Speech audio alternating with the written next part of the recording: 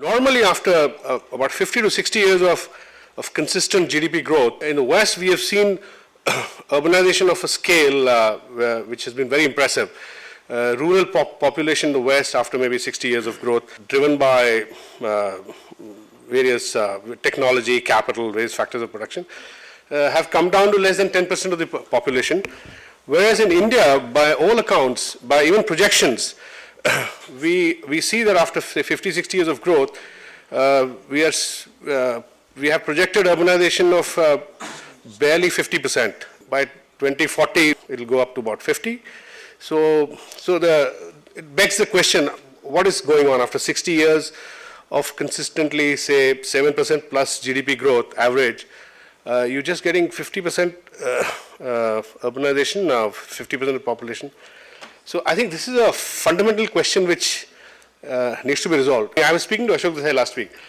He told me something very interesting. He said that labor productivity is 20 times more today as opposed to what it was in the early 20th century or the late 19th century. So therefore, India's growth, high growth period is associated with less manufacturing jobs.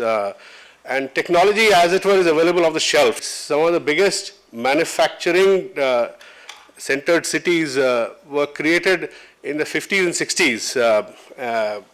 And we have not seen like Bhilai, Rourkela, around steel plants, around in the mixed economy period. You know, if you look at the NSS data, until about few years ago, 3-4 years ago, nearly 50% of all incremental employment has been in the self-employed category.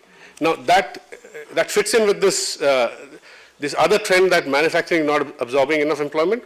So this self-employed in India, it's very peculiar to our country.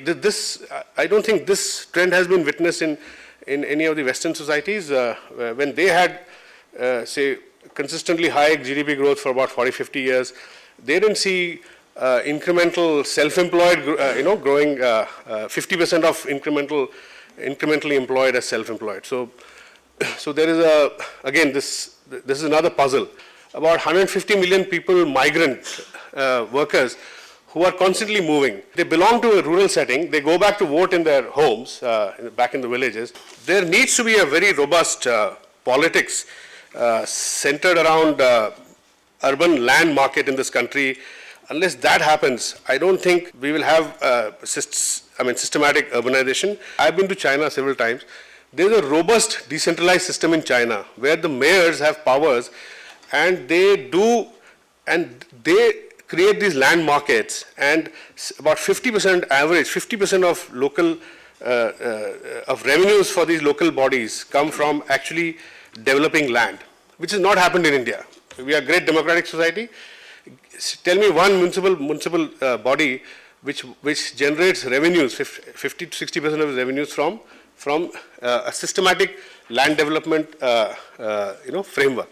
Also, decentralization of power, fiscal decentralization. If you look at the Jawaharlal Nehru, you see that it's a mixed bag. I would even suggest that it's failed in more places than it has worked, largely because of lack of reforms at the local body level. The states, of course, the 74th Amendment is there on paper. The states have not given enough power, pushed enough power down to the local bodies level. Now we have to figure out how that politics will evolve, or can be sort of in a bottom-up fashion, can be regenerated in the years to come. And I think a lot more research needs to be done to understand what's going on the ground level. Thank you.